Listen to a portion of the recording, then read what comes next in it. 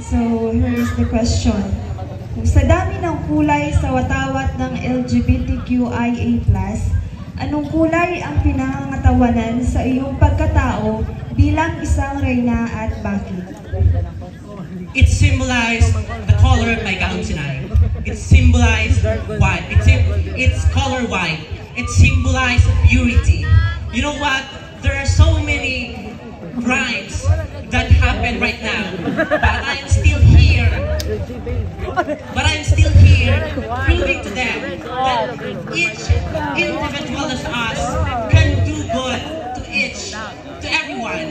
I mean, you know what? I am standing in front of here not to show, not to hear my voice, but I am here because I want also to share my purity, and that is to be a representation of every individual, that even we are gays, we can do better. There are so many gays who prove to us. There are so many professionals, teachers, lawyers, doctors, and engineers, and even leaders, our public leaders, such like our municipal mayor, Florencio Pao Batula, and our SK Federation President, Sir Honorable Roniel Laurino, who is competitive and compassionate in their work. That's why I am here to be a voice for each and everyone, that we gays has a pure heart and become purposeful in this society. Thank you. Thank you so much, candidate number 1. Thank you so much for that. You can pick your judge.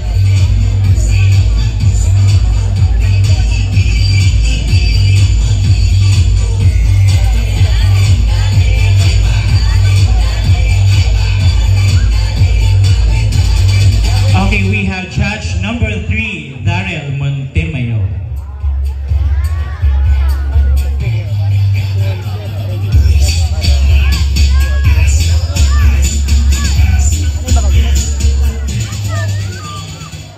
Magandang gabi, Pinipini.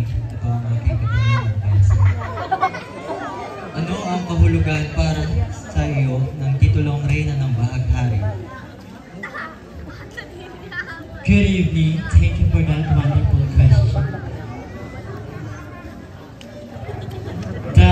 Ang kahulugan ng pagiging isang reyna ng Bahaghari ngayong taong ito ay napaka-memorable. Kasi ito po ang kauna-unahang Miss Gay dito sa aming barangay. At sa mga oras nito, ito po ay isang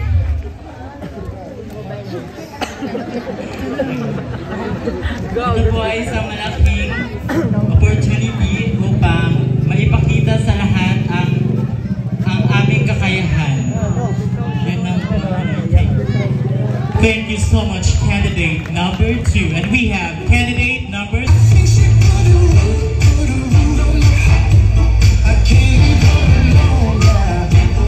Good evening, candidate number 3.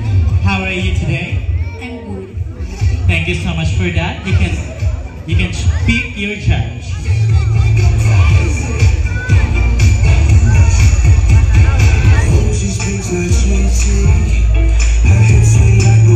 We have judge number 4, our SK Federation, Roniel Laurino. I wanna take it in till I'm tipsy.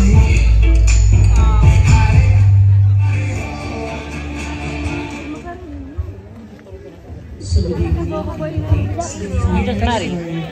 Candidate number 2. Bilang isang reyna ng Bahaghari, paano mo sila mahihikayat na tanggapin at mahalin ang kanilang sarili? Again, sa panahon ngayon, maraming kabataan ang takot magpakatotoo. Bilang isang reyna, sila mahihikayat na tanggapin at mahalin ang kanilang sarili. Thank you. Ito, nakikita nyo sa plaza, yun yung mga taga-uwan, taga-ibang lugar, naghanap sa rin ng tao. Naghanap sa rin ng tao. Mga lalaki sila. Kaya nga, tubak laging kuwan, aking sa Richard, Royag ka? Oo, okay na. Laban. Ano? Yan na. Wangit yan na. Ngayon o. Yan na. Huwag kayong Kukuha yan. iyak kung ano ang siyong Set up. sabi. Oo, yan na. Set up. Set up la. Oo, set up la. Oo, labang din. Ano? Ulit mo. Huwag kayong maiyak kung ano ang iyong Arrest sabi. Terry. Arrest Terry siya. Dahil kung ano kayo, tanggapin nyo.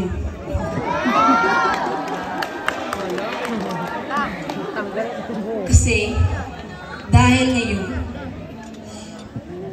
ang inaasahan ng mga kalalakihan ang mga kabaklan. Thank you!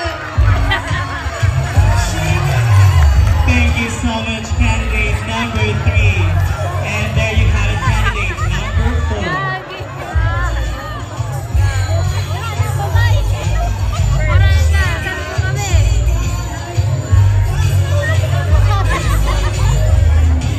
Alam na namin.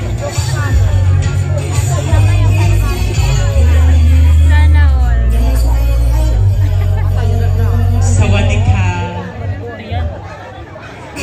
You can see your judge, candidate number 4.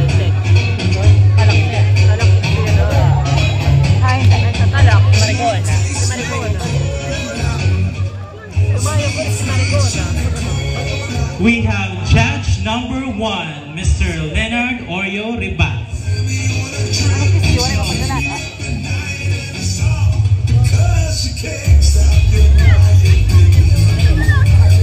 Pinakamasakit na salitang narinig mo bilang isang miyembro ng LGBTQIA+ community at paano mo ito ginawang lakas. Again, ano ang pinakamasakit na salitang narinig mo bilang isang miyembro ng LGBTQIA+ community at paano mo ito ginawang lakas?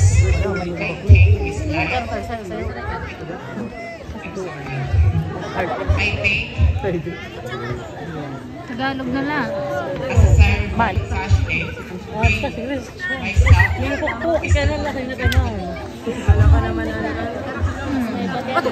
I'm sorry because I'm nervous. Kanina pa talaga, promise. Kung pwede na umulit siya. Pag-repeat mo ng question. Kaya ko talaga itulog ba? Ang tulog ko talaga, madaling araw. I'm sorry. Pakiulit po.